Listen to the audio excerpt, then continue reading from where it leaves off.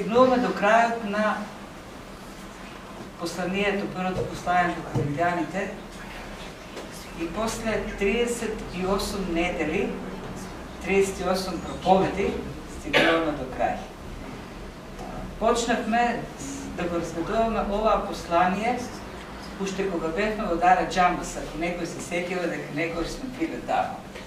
Таму почнавме некаде во мај минатата година и сега сме на крајот. Сеќавате 15-та глава долго време ја изучувавме, а во неа ја видовме заштитата на доктрината за воскресение од мртвите, што апостол Павле ја представува заради оние кои го одрекувале воскресението. Имало некои во Коринската црква кои велеле не е возможно. Како може мртвите луѓе да воскреснат? И Павле објаснува дека воскресението на Христос, нашето воскресение, врската меѓу тие две воскресенија е срцето на Евангелието. Ако Христос не воскреснал, ако нема воскресение од мртвите, тогаш нема Евангелие, нема добра вест. Тоа е добрата вест. Ако нема воскресение од мртвите, тогаш вели Павле, најдобро е да си одиме дома и да не си губиме време. Празна е проповедта, празна е нашата вера, нема надеж. Но вели Христос воскресне. И на крајот од таа глава тој завршува со триумф. Тој вели, не, воскресението не е реанимација на мртвите тела на оние што се упокоили во Господ. Воскресението е преобразба. Воскресението е преобразба на смртното во бесмртно, на распадливото во нераспадливо. Зашто распадливото не може да го наследи или да премине во вечното, во нераспадливото. Нито ова смртно може да премине во бесмртно.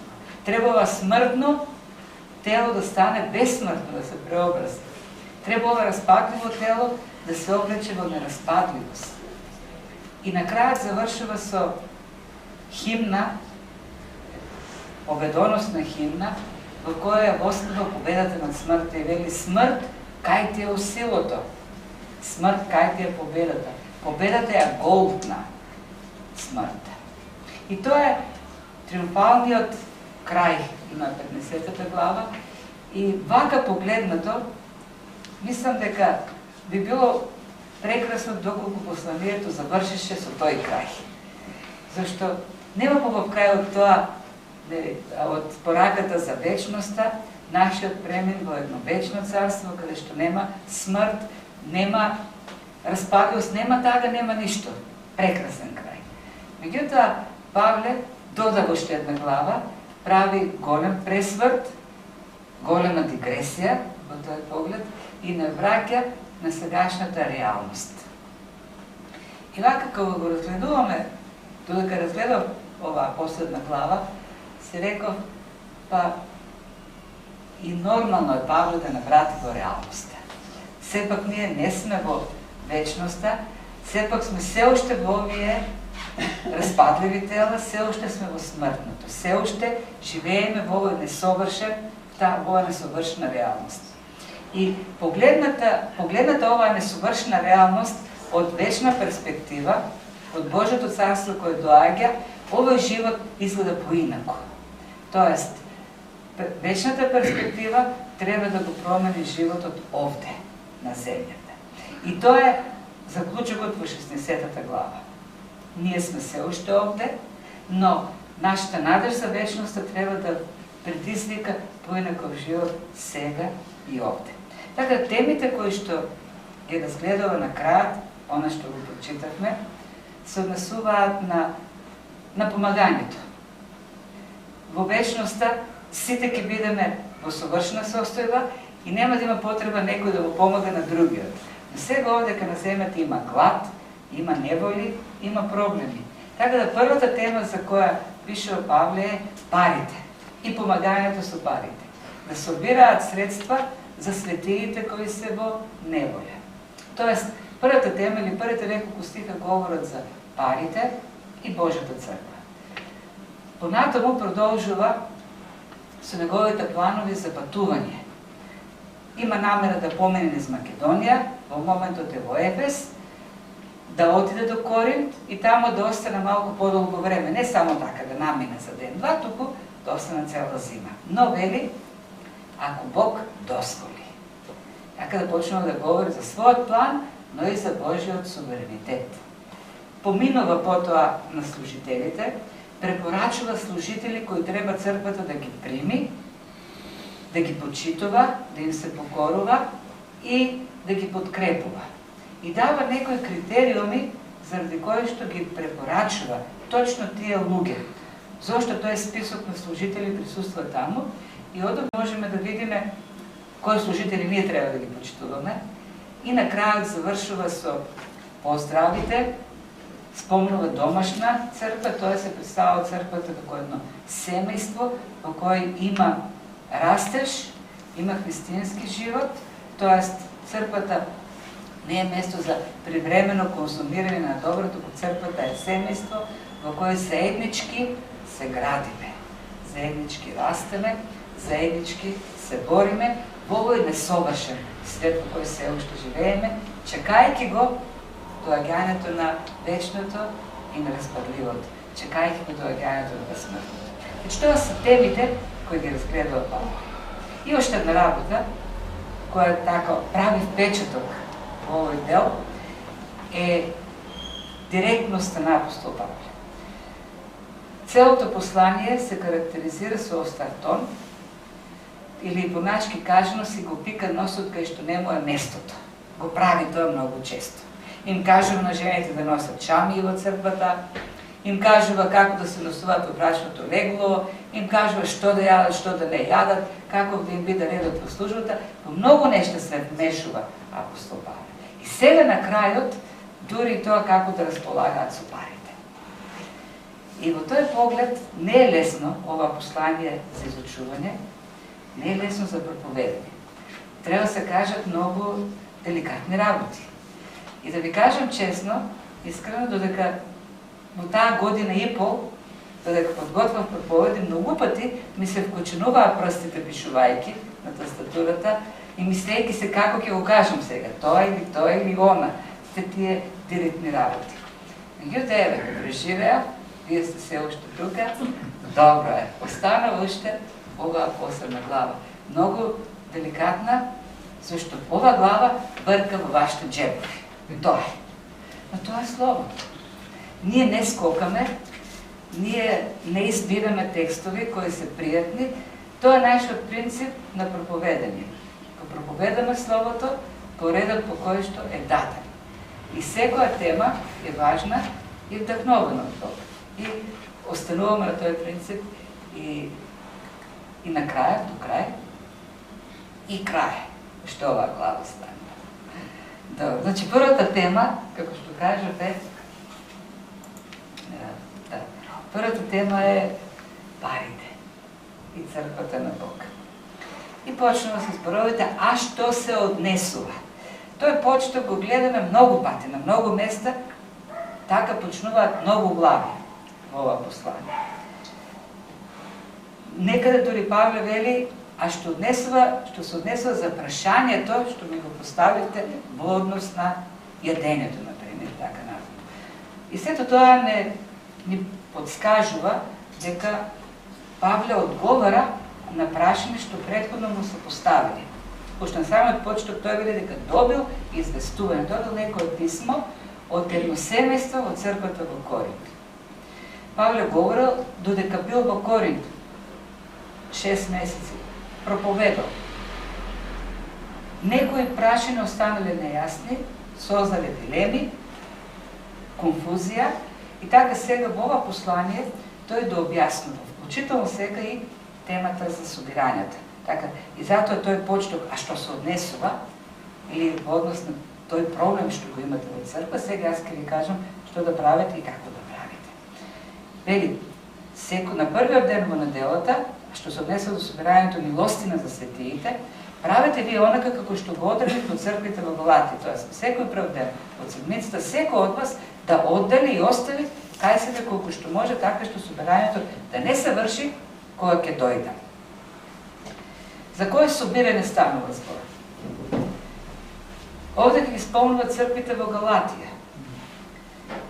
Додека тој е во Антиохија, и за тоа пише во Дела на апостолите 11 глава, во Сириската црква, има таму еден пророк Ахав, кој што пророкува дека ќе настапи глад низ земјата, поширока територија, поради суша или некоја друга причина, но најпогодени ќе бидат луѓето во Ерусалим. И во истиот момент верниците во Антиохија собираат пари и ги праќат по Павле и по Варнава во Ерусалим. Гледаме тука дека истото се случило и во Галатија. И во Галатиската црква Павле дал исти таков указ, со кој што Галатиската црква собрани милостиња за светиите во Ерусалим.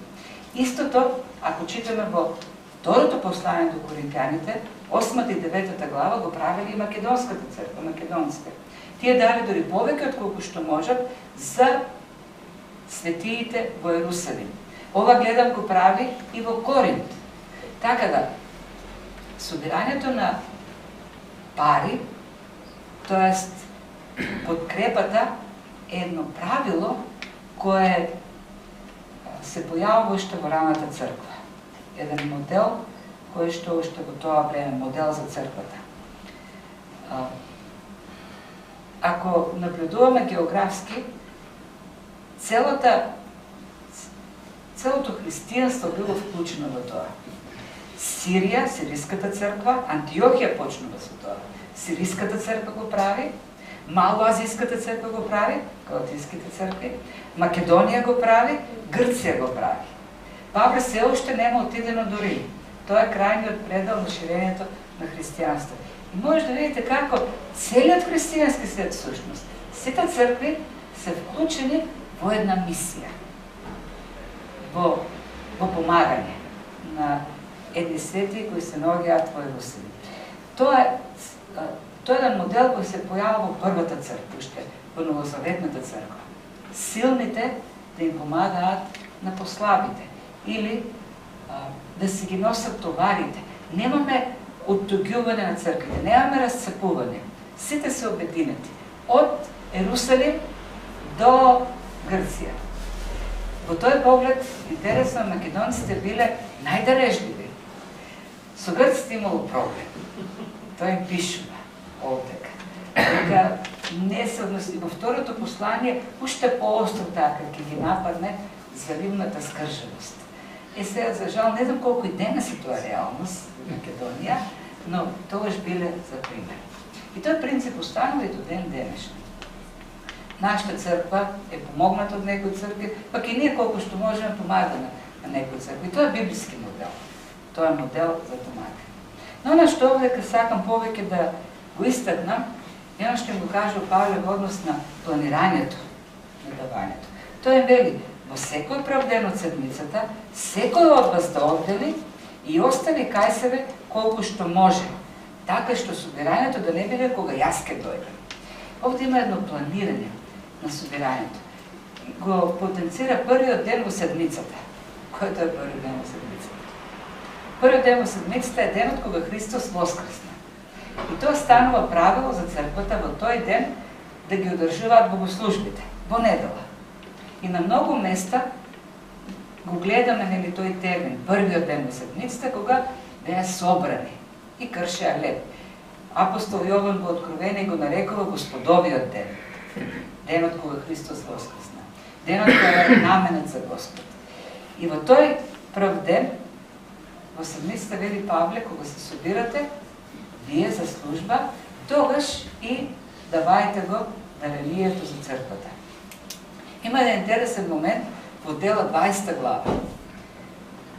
Павле е во Троада, Павле е на пат кон Троада, од Филипи, оди во Троада, кај нив и поминува 7 дена во Троада. Во првиот ден на седмицата, вели, кога се собравме да прекршиме леп, Павле, бидејќи на другиот ден сакаше да тргне, расправаше со нив и го продолжи словото до полноќ. Тоа на момент кога ефтих и како се викаше, падна од прозорецот и потоа беше воскреснат. Што вели текстот овдека? Павле е во Троада 7 дена.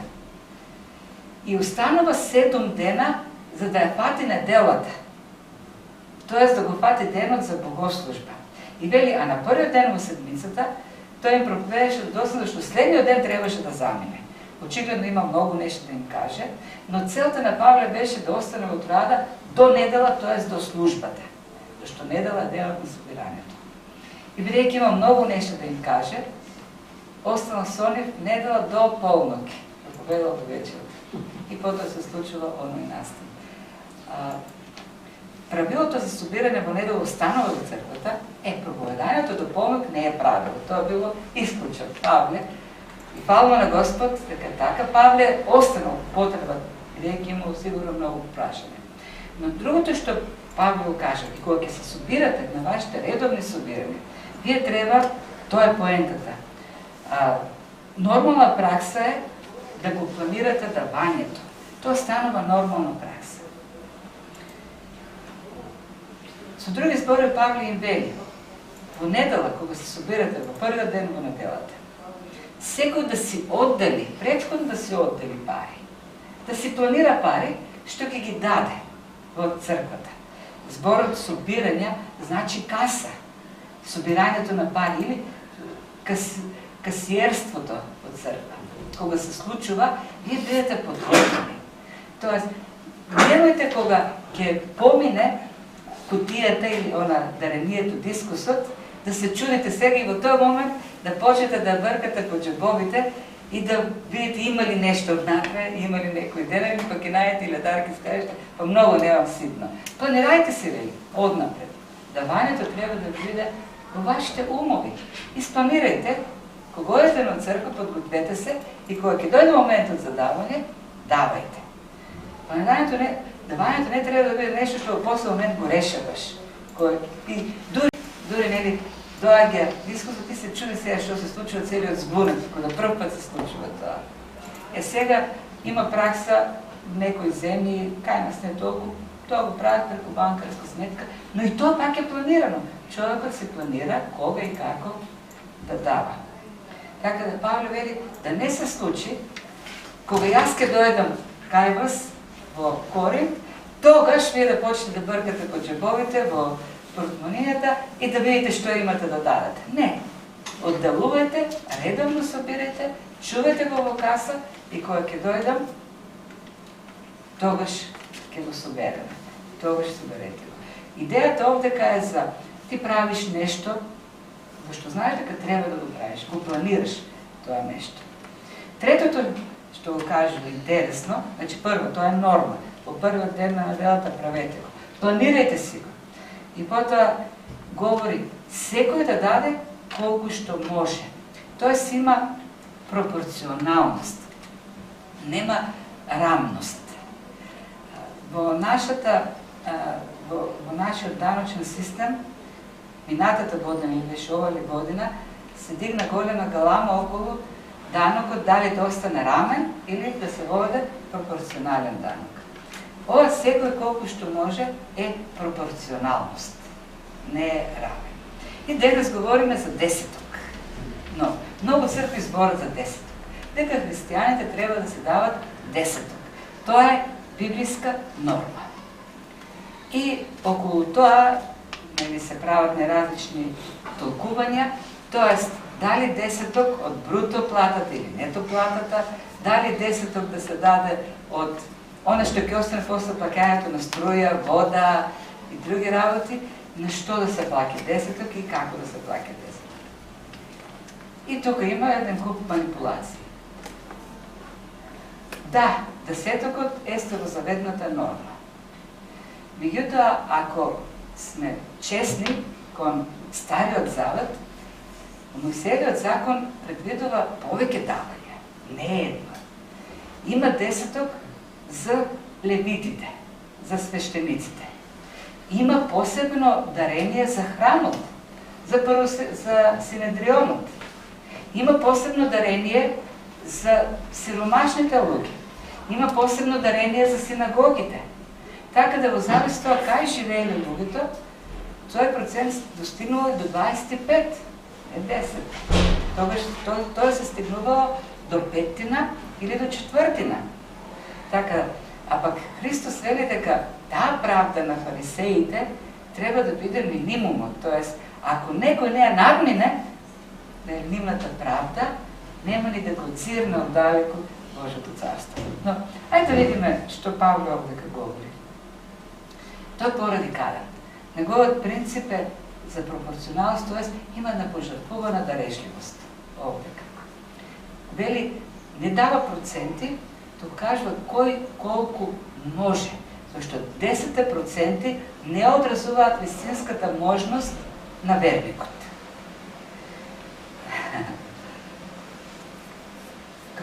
Кога говори за кога на Коринската црква им пише во второто послание, 8 и 9 глава, и ги истакнува македонците како пример, вели, тие дадоа повеќе отколку што можат. И во истиот тој текст, тој го спомнува како пример за даване самиот Христос. И вели, во 2 Коринтини 8 глава 9 стих, бидејќи вие знаете дарежливоста на нашиот Господ Исус Христос, неговата дарежливост. Колку беше тој дарежлив? Што значи неговата дарежливост? Тој, иако богат, осиромаши заради вас, да се збогатите и вие преку неговата сиромаштија. Што значи тоа? Христос кој е Бог, облечен во Божја слава, се соблече славата, што имаше на небото.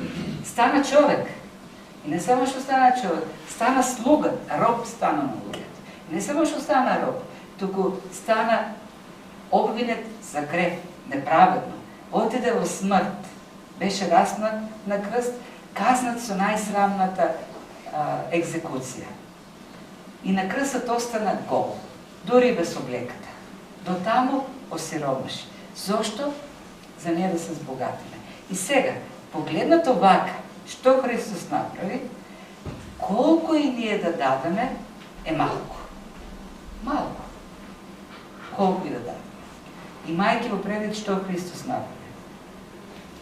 Тоест, Христовото дело е толку пожртвувано, толку скъпоцено, толку благородно, што не остава во можност да кажеме кој е минимумот што ние ќе го дадеме. 10%. Тоа е нели нашата мерка. Ние не сме во таква состојба. Бидејќи во Новиот Завет немаме друг критериум за разлика од Стариот Завет. Критериумот е Христос, неговата жртва, неговиот пример. Тоест, подобното прашање наместо кој е минимумот, тоест кој е рамката, кој е процентот, подоброто прашање е дали моето давање ја покажува мојата верност, тоа се покажува мојата посветеност кон Бог. Дали моето давање покажува христијанска зрелост и на крајот на краишта дали моето давање одразува вистинска благодарност и љубов кон Бог. Дали моето срце е посветено во тоа. Да, може некој да даде многу од нечиста совест, некој града цркви, за да се обрава од совест, бидејќи краделе многу. Дали моето давање е израз на мојата благодарност кон големото давање што Христос големата дарежливост што Христос е покажа кон нас. И на крајот на краиштата давањето покажува колку навистина ни значи делото на Христос, колку ни значи Божјото царство, колку ни значи служењето на црквата. Зато Павле не им говори за проценти. Да се вратиме на тој принцип на пропорционалност. Тој им кажува вака, искрено погледнете. Не ви давам, не ви кажувам мерка. Секој искрено да си погледне во срцето, во джебот и да реши колку може. Но искрено. Зашто за некои и 30% се под можностите. За некои 10% е над можностите. Пак да се вратиме на пропорционалниот данок и на рамниот данок. Во западните земји, пример во Германија, мислам, да не ме разбира Рајнер, во Германија, колку ти е повисока платата, се зголема и процентот што ти го зимат од платата. Се достига за некои износи до 50% од твоите приходи, ти ги оденочуват. Збориме за данокот, оно е персоналниот данок. Не зборим за здравството. Од она нето што ќе ти остане чисто, за некој може да биде 10%, за они со пониски приходи, а за они со највисоки приходи, за милионерите, 50% им земат од она нетото што ќе им остане како персонален данок. И тоа е правичноста. Бидејќи некој што има 100 милиони кога ќе му земат 50 милиони, 50 му остануваат. На некој што има 1000 евра, кога ќе му земат 100 евра, му остануваат 900 евра. И затоа е воведен тој пропорционален данок. И Павле тоа го вели овде. Секој колку што може. Не дава граница за десеток. Туку според можностите. И на крајот на краиштата секој да се види искрено. Ако направиме ние сметка, секој да се направи искрена анализа на трошоците во последниот месец, ќе види кој е неговиот приоритет во животот. Видите кај му срце.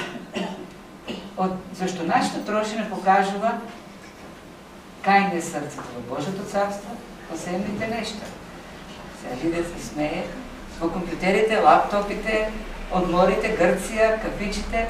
Да, ако направиме сметка колку скари сме изели пива испиле, а колку сме дале за Божјото дело, ќе се види кај ни е срцето. Колку пати сме отишли на патување, на одмори, а колку сме дали. Сето тоа покажува колку ние цениме Христовата дарежливост и колку ни значи Божјото царство. Така, тоа е тоа.